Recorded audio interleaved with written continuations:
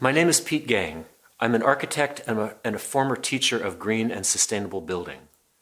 Architects are trained to be generalists. Building projects result from the work of many specialists, each with a deeper understanding of his or her own field than the architect's. The architect's role is to maintain the big picture. I hope to bring that same big picture perspective to the matter at hand. Energy and climate change have always figured prominently in the world of green building. For me, over the years, the climate crisis has steadily migrated to the top of the heap, carrying an urgency that sets it apart from all other issues. It is truly the challenge of our times. Thanks for taking the time to join me in this video series. This video is the first part of Climate Basics 2.0, which follows Climate Basics 1.0, a series I recorded in February of 2019. If you haven't seen Climate Basics 1.0, you might want to start there. 1.0 was focused primarily on the mechanisms of global warming, greenhouse gas emissions, and on the need to not just reduce emissions, but to get current emissions down to zero. In Climate Basics 2.0, we're addressing the most recent research, observations, and projections showing that even at our current warming of 1.1 degrees centigrade, we are walking through a minefield of climate tipping points. We'll see that understanding the path to reaching a globally safe temperature will require that we become familiar with more terms and concepts. Terms like radiative forcing, which helps us understand how the Earth is heating, and carbon dioxide removal, which helps us understand what we can do to cool our overheated planet. First, let me start by saying that we are beyond trying to convince skeptics that human-caused climate change is real. Over 97% of climate scientists accept the reality of human-caused global warming as readily as they accept gravity. National surveys consistently show that over 70% of Americans believe that global warming is real and will be harmful to succeeding generations. We don't need to wait until the last skeptic has come around. I'm not a climate scientist, I am a translator, distilling the findings of the scientific community into language that you and I speak. In addition to clarifying some terms and concepts like radiative forcing, carbon dioxide removal, energy balance, and others, I hope to convey the sense of urgency with which climate scientists view our shared future. From a 2017 report, for instance, if humanity wishes to preserve a planet similar to that on which civilization developed and to which life on Earth is adapted, CO2 will need to be reduced to at most 350 parts per million, but likely less than that. And further, if the present overshoot of the target CO2 is not brief, there is a possibility of seeing irreversible catastrophic effects. But communicating climate science is tricky business. We are often advised to not upset people, to avoid fear as a motivator. But like a physician looking at troubling test results, we are obliged to tell the truth. If you see a house on fire, you are obliged to alert the people inside without considering the emotional consequences. It's also tricky because of the profusion of unfamiliar jargon. For this, I apologize.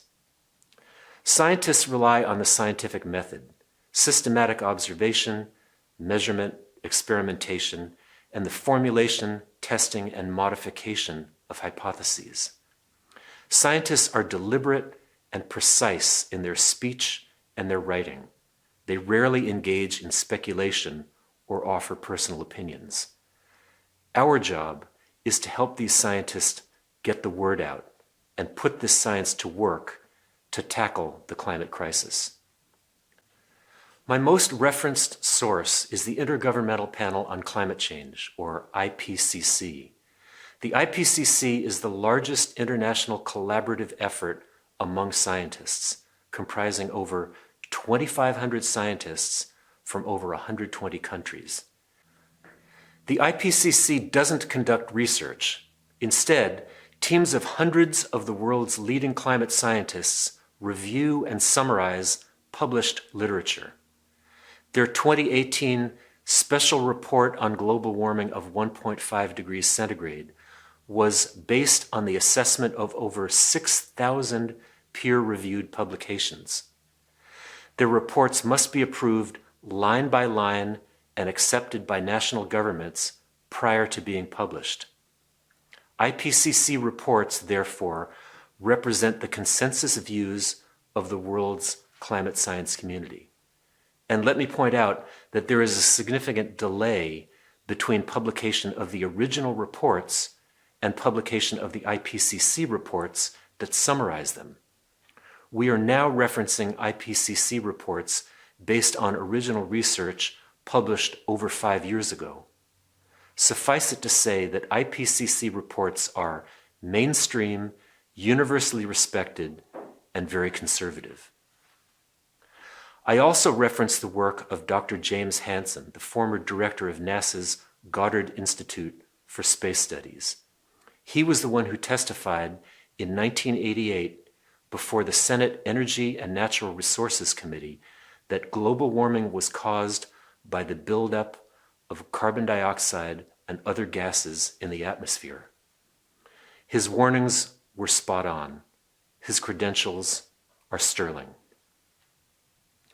In working toward a clear understanding of human interference in the climate system, climate scientists look to the past, the present, and the future. Their work integrates results from backward-looking paleoclimate data, observations of current phenomena, and forward-looking computer models. Let's start with observations of current phenomena. Where are we today? As you may have heard, our house is on fire, and we're adding more fuel every day. At a temperature rise of over 1 degree centigrade, we are experiencing calamitous increases in heat waves, hurricanes and megastorms, wildfires, floods, droughts, melting ice caps, rising sea levels, and other devastating impacts, especially over the past decade. Today's global average temperature is about 1.1 degrees centigrade, about 2 degrees Fahrenheit, above the pre-industrial average, and temperatures have risen 3 times that level in the polar regions. According to the IPCC, this rise in temperature is increasing at about 0.2 degrees centigrade per decade due to past and ongoing emissions. We'll talk about the numbers later. And let's not overlook biodiversity collapse, fueled in part by climate impacts that result in the 6th mass extinction that is now underway. A recent paper reports that, quote, species extinction rates are hundreds or thousands of times faster than the normal or background rates prevailing in the last tens of millions of years, end quote. Extinction is forever. Now let's take a look backwards at the 800,000-year paleoclimate record. Let me explain. The blue line in this graph is the concentration of CO2 in the atmosphere, and the red line is average temperature. The blue scale is on the left, and the red scale is on the right. For the last 800,000 years, CO2 levels have moved up and down within a range between roughly 180 and 280 parts per million. That's the horizontal band that's shaded in light blue. You can think of that as the Earth's comfort zone. Note that we are now, on the far right side, up above 412 parts per million, way outside that comfort zone. Prior to human interference in the climate system, these up and down swings, or oscillations, were largely attributable to changes in the Earth's tilt and orbit around the sun. The troughs are the ice ages, and the peaks are the warm interglacial periods. We see that the Earth cycled between ice ages and interglacial periods, with each cycle lasting around 100,000 years. I've noted on the slide the most recent peak and trough.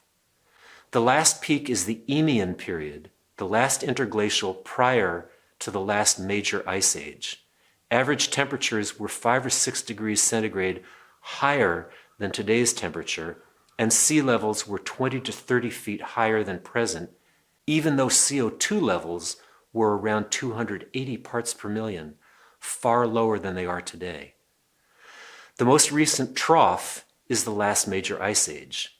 During this time, Canada and much of the northern United States were covered in ice sheets over a mile thick, sea level was hundreds of feet lower than today, and average temperatures were lower than present. Following the last ice age, around 14,000 years ago, as the Earth's temperature increased, sea levels rose 12 to 15 feet per century for several centuries. And finally, note the most recent red chunk, which is called the Holocene. It's a 12,000-year interglacial period of unprecedented climatic stability. Temperature has been relatively stable, sea levels have been relatively stable. And this long period of stability saw the emergence of agriculture, which allowed cities and human civilizations to develop and flourish. We have now departed the global average temperature range of the Holocene. We are now about half a degree centigrade above the Holocene average and more than 1 degree above the horizontal line marked 0, which indicates the pre-industrial average. And we are living with CO2 levels that far exceed those during the Eemian period, the last interglacial, when sea levels were 20 to 30 feet higher than at present. We are living with climate conditions that the Earth has not seen for over 3 million years. Our species has never existed with these climate conditions. Some scientists suggest that we have departed the Holocene and have entered a new epoch called the Anthropocene, in which humans are now the dominant force shaping the Earth's climate. And the pace is increasing. We are now seeing climate effects that weren't anticipated for many decades, and future effects now being predicted are truly catastrophic. For at least 4 decades, we have had conclusive scientific evidence of impending catastrophic climate impacts, but we have yet to take action commensurate with the magnitude of the problem. We have all contributed to the climate crisis, but we can also all work to solve it. We're no longer talking about climate change, a seemingly distant threat, but rather a climate emergency. We're finally using terms like climate crisis, climate chaos, and climate catastrophe in place of climate change. Consider, for example, the bipartisan U.S. House Select Committee on the Climate Crisis, which was established in January 2019. Consider also that climate emergency declarations have been passed by over 1,800 governments around the world, including the governments of Argentina, the European Union, Japan, Australia, Bangladesh, and major cities all across the U.S., including Albuquerque, Austin, Boston, Chicago, Miami, Minneapolis, San Diego, San Francisco, and many more.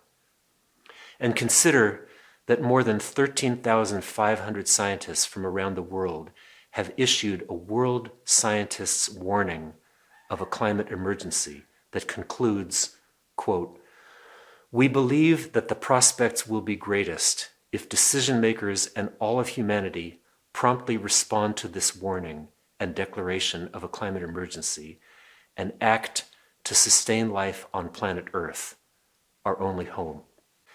Science is telling us, screaming at us, that we are facing a climate emergency.